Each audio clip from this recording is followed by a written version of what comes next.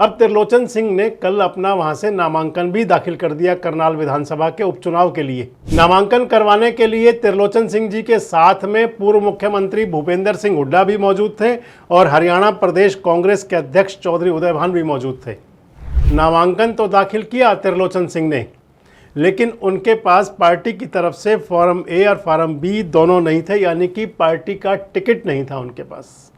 निष्पक्ष व आजाद पत्रकारिता का साथ दीजिए, बेबाक सच के संघर्ष की राह में मेरा साथी बनिए। बहुत आसान है दोस्तों, साथ में दिए QR कोड पर आपका छोटा सा आर्थिक सहयोग भी हमें बड़ी शक्ति देगा। समर्थन करते रहिए बेबाक पत्रकारिता का और जुड़े रहिए हमारे साथ। दोस्तों नमस्कार, मेरा नाम संजय मग्गू है और मौजूद है देश रोजाना के डिजिटल मीडिया मंच पर।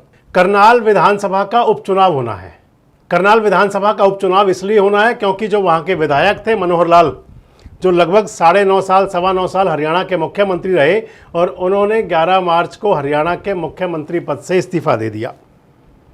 मुख्यमंत्री बन गए फिर हरियाणा के नायब सिंह सैनी। नायब सिंह सैनी का विधानसभा में विश्वास मत पारित हो गया, तो उसके बाद मनोहर लाल ने विधानसभा से भी इस्तीफा दे दिया, यानी कि विधायक भी नहीं रहे। नायब सिंह मुख्यमंत्री हो गए तो उनको विधायक बनना जरूरी है, और इसको लेकर के करनाल से विधानसभा का उपचुनाव घोषित हुआ, जिसके लिए नायब सिंह सैनी बीजेपी के कैंडिडेट हैं। हालांकि अभी तक उन्होंने अपना नामांकन नहीं किया है। कांग्रेस की तरफ से यहां पर कैंडिडेट कौन हो, इसको लेकर लंबे समय से कई चर्चाएं हैं, और मैंने अपने एक वीडियो में आपको बताया था कि त्रिलोचन सिंह के नाम पर लगभग मुहर लग चुकी है। अब त्रिलोचन सिंह ने कल अपना वहां से नामांकन भी दाखिल कर दिया करनाल विधानसभा के उपचुनाव के लिए। नामांकन करवाने के लिए त्रिलोचन सिंह जी के साथ में पूर्व मुख्यमंत्री भूपेंद्र सिंह हुड्डा भी मौजूद थे और हरियाणा प्रदेश कांग्रेस के अध्यक्ष चौधरी उदय भान भी मौजूद थे। हुड्डा साहब जहां हो वहां उदय भान ना हो, ये संभव नहीं है, खैर, क्योंकि हुड्डा साहब के एक साये के रूप में काम करते हैं उदय भान जी। तो मुद्दा जो मैं आपके साथ डिस्कस कर रहा हूं वो ये है कि त्रिलोचन सिंह ने नामांकन दाखिल कर दिया, और नामांकन दाखिल करवाने के लिए उनके पार्टी के प्रदेश अध्यक्ष भी मौजूद थे और उनके साथ में पार्टी के जो विपक्ष के नेता हैं पूर्व मुख्यमंत्री भूपेंद्र हुड्डा, वो भी मौजूद थे। नामांकन के दौरान जो एक बहुत बड़ी कमी थी वो ये थी कि कांग्रेस कैंडिडेट के तौर पर नामांकन तो दाखिल किया त्रिलोचन सिंह ने, लेकिन उनके पास पार्टी की तरफ से फॉर्म ए और फॉर्म बी दोनों नहीं थे, यानी कि पार्टी का टिकट नहीं था उनके पास, कांग्रेस का टिकट नहीं था। कांग्रेस कैंडिडेट के तौर पर नामांकन किया, लेकिन कांग्रेस का टिकट ही नहीं था। अब बड़ी बात है कि क्या जो उनका नामांकन हुआ वो पार्टी पर दबाव बनाने की पॉलिसी है, और या फिर क्या पार्टी कैंडिडेट अनाउंस करना भूल गई, त्रिलोचन सिंह का नाम तय है। क्योंकि जब उनके साथ में प्रदेश के अध्यक्ष मौजूद हैं, नामांकन करवाने के लिए त्रिलोचन सिंह के साथ जब प्रदेश अध्यक्ष मौजूद हैं, हरियाणा कांग्रेस के अध्यक्ष उदय भान खुद मौजूद हैं, हुड्डा खुद मौजूद हैं, और टिकट देने वाले भी यही हैं। आप मान लीजिए प्रदेश अध्यक्ष के ही दस्तखत होने हैं, उस पर प्रदेश अध्यक्ष मौजूद हैं। लेकिन यहां कमी क्या रही, और जो मैं आपको बता रहा हूं, दो बात मैंने आपको कहा कि एक तो क्या ये दबाव बनाने की पॉलिसी है, और या फिर दूसरी क्या पार्टी अधिकृत प्रत्याशी घोषित करना भूल गई, हड़बड़ी में नामांकन दाखिल करवा दिया। हालांकि त्रिलोचन सिंह ने कहा है, जो वहाँ के निर्वाचन अधिकारी हैं, जब उनको नामांकन दिया तो उन्होंने कहा कि इसमें मेरा जो अधिकृत प्रमाण पत्र जो है पार्टी की तरफ से, अधिकृत लेटर जो है, ऑफिशियल लेटर जो पार्टी देती है टिकट का सिंबल का, जिसमें नाम लिखा होता है कैंडिडेट का, फॉर्म ए और फॉर्म बी, वो मौजूद नहीं है, वो मैं 6 तारीख से पहले जमा कर दूंगा। तो इसलिए मैंने कहा कि क्या पार्टी उनका कैंडिडेट अनाउंस करना भूल गई, उनको जो अधिकृत पत्र देना था वो देना भूल गई, और या फिर ये दबाव बनाने की पॉलिसी है। दबाव बनाने की इसलिए कि कैंडिडेट का फॉर्म पहले भरवा दो, टिकट तो फिर कोई हो ही जाएगी, करनी ही पड़ेगी। ये हुड्डा साहब की सोच हो। वैसे आपको बताऊं कि जो करनाल का विधानसभा उपचुनाव है, यहाँ पर भले ही कांग्रेस पार्टी के अंदर कई नेता हैं। सुमिता सिंह यहाँ की पूर्व विधायक थी, 2 बार विधायक रही हैं, आजकल भी वो सक्रिय थी।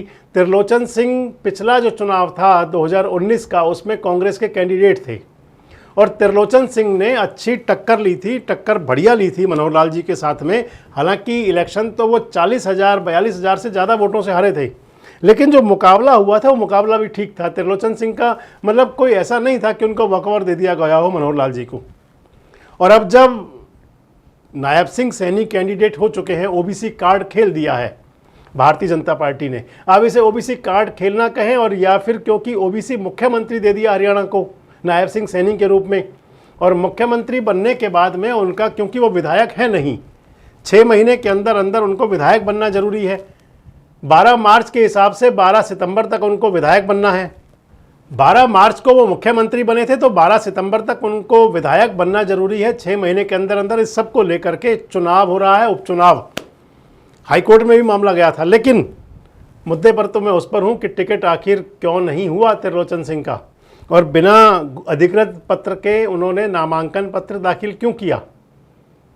तो बड़ी बात तो यही आती है कि क्या पूरी तरह विश्वास उनको है कि टिकट उनका होना है, टिकट उनको मिल चुका है। और दूसरी बात जो मैं आपसे कह रहा था, दबाव बनाने वाली बात, तो जो बता रहा था कि त्रिलोचन सिंह पिछले चुनाव में बढ़िया सशक्त मुकाबला किया था, लेकिन यहाँ सक्रिय और लोग भी होने धीरे धीरे शुरू हो गए, और उस स्थिति में क्या कोई और कैंडिडेट भी हो सकता था। उस सबको एक दरकिनार करते हुए हुड्डा साहब ने पहले ही नामांकन करवा दिया त्रिलोचन सिंह का, ताकि फिर कोई इफेक्ट बट ना रहे। वैसे आपको बताऊं कि करनाल विधानसभा उपचुनाव जो है होना बहुत रोचक है। मैंने आपको कल अपने एक वीडियो में कहा भी था कि नायब सिंह सैनी की अग्नि परीक्षा। आपको बताऊं कि आजकल मनोहर लाल जी वहां पर कार्यकर्ताओं को लगातार फोन कर रहे हैं, जो बीजेपी के कार्यकर्ता हैं। इवन बीजेपी के जो पूर्व जिलाध्यक्ष हैं अशोक सुखीजा, वो तो विरोध कर चुके हैं, नायब सिंह सैनी की कैंडिडेटी का, उम्मीदवारी का विरोध कर चुके हैं। इसके अलावा और भी कई भाजपा के नेता कार्यकर्ता, छोटे बड़े नेता कार्यकर्ता, कुछ व्यापार मंडलों के पदाधिकारी, यानी कि जो मूल रूप से बीजेपी से जुड़े हुए लोग हैं, उनका ये विरोध सामने आया है कि नायब सिंह सैनी को टिकट क्यों दिया गया। उन लोगों की सोच थी, वैसे आपको देखें तो 2014 के चुनाव में मनोहर लाल आए, उनको टिकट दिया बीजेपी ने, फिर 2019 में दिया, और अब जब 2024 में उपचुनाव हो रहा है तो नायब सिंह सैनी यानी कि जो करनाल का लोकल नेतृत्व था वो कहीं अपने आप को असहज महसूस करने लगा। खैर, बात कांग्रेस की और हम कहाँ पहुँच जाते हैं। बात यह है कि त्रिलोचन सिंह को नामांकन पत्र जब भरवाया गया तो प्रदेश अध्यक्ष जी ने उनको पहले ही अधिकृत पत्र क्यों नहीं दिलवा दिया। और दूसरी बात, जो मैंने आपसे कहा कि दबाव बनाने की पॉलिसी, तो क्या कोई और भी नेता गंभीर दावेदारी कर रहा था करनाल की विधानसभा के लिए, करनाल के विधानसभा उपचुनाव के लिए? अब ये कई सवाल हैं, और उसको जो कांग्रेस की आंतरिक राजनीति है उसके अंदर ये माना जा रहा है कि भूपेंद्र सिंह हुड्डा, जिन्होंने कि 8 लोकसभा के कैंडिडेट अपने करवा लिए, इनको विधायक वाला कैंडिडेट भी, क्योंकि त्रिलोचन सिंह उनके समर्थक है, वैसे मैं समझता हूँ सुमिता सिंह भी उनकी समर्थक हैं, और मैं ये भी समझता हूँ, आप भी समझ सकते हैं कि हरियाणा के अंदर इस समय तो कांग्रेस के अंदर भूपेंद्र सिंह हुड्डा जी का पूरा बोलबाला है, समर्थक उनके ज़्यादा हैं। और मैंने आपको बताया कि 8 सांसदों की टिकट उनको मिल गई, लेकिन अब 9वीं जो टिकट थी विधानसभा वाली उपचुनाव के लिए, यहाँ कौन सी कसर रह गई। खैर, अब त्रिलोचन सिंह ने जब कह दिया है कि 6 तारीख से पहले पहले वो अपना जो फार्म ए और फार्म बी, यानी कि जो प्रत्याशी होने का अधिकृत पत्र है, वो जमा कर देंगे, लेकिन इस बीच आपसे ज़रूरी है कि वो भी चर्चा कर लें कि करनाल के अंदर आखिर करनाल विधानसभा उपचुनाव का समीकरण क्या है। मैंने आपको बताया कि बीजेपी के कई कार्यकर्ता नाराज़ हैं नायब सिंह सैनी की उम्मीदवारी से। बीजेपी के कार्यकर्ताओं में कहीं ना कहीं रोष पनप रहा है, गुस्सा है, और गुस्सा कुछ लोगों का फूटकर सामने आ रहा है, कुछ लोग अंदर अंदर गुस्से में हैं। गुस्सा किस बात को लेकर है मैंने आपको ये भी बताया, लेकिन जो वहाँ का सियासी समीकरण है, जातिगत समीकरण है, उस पर आपको एक नज़र डालना जरूरी है। आप देख लें कि वहाँ का जातिगत समीकरण है क्या। करनाल विधानसभा के लिए कुल 2,58,361 वोट हैं, जिसमें जो मोटा मोटी है पंजाबी जो मतदाता हैं, अरोड़ा और खत्री जिनको कहते हैं, जो पंजाबी मतदाता हैं वो 63,262 हैं। अग्रवाल यानी कि वैश्य मतदाता 21,834 हैं। रविदासिया बीसी में आते हैं, ये 19,000 हैं। 18,000 ब्राह्मण हैं, 11,000 जाट हैं, 10,975 लगभग 11,000 जट सिख हैं, 13,000 रोड हैं, लगभग 10,500 वाल्मीकि हैं, लगभग 9,000 राजपूत हैं, इतने ही कश्यप हैं, लगभग 6500 बघेल हैं, गडरिया बघेल। जो मुख्यमंत्री नायब सिंह सैनी जिस समाज से आते हैं, सैनी समाज से, उसकी वोट लगभग 6,000 हैं। लगभग 5000 गुर्जर हैं और लगभग इतने ही कंबोज वोट हैं। तो ये वहाँ का जातिगत समीकरण है और उस जातिगत समीकरण के आधार पर त्रिलोचन सिंह वैसे सशक्त प्रत्याशी हैं। पंजाबी समाज से आते हैं, वो पंजाबी अरोड़ा क्षत्रिय भी उनके अंदर हुए, प्लस सिख समाज भी उनके अंदर हो गया। तो इस लिहाज से कांग्रेस की सोच तो ठीक है। त्रिलोचन सिंह पिछला चुनाव मैंने आपको बताया, लेकिन बात वही आती है कि टिकट वितरण में कहाँ कमी रह गई और आखिर उनका नाम टिकट वितरण की लिस्ट में अभी तक क्यों नहीं आया।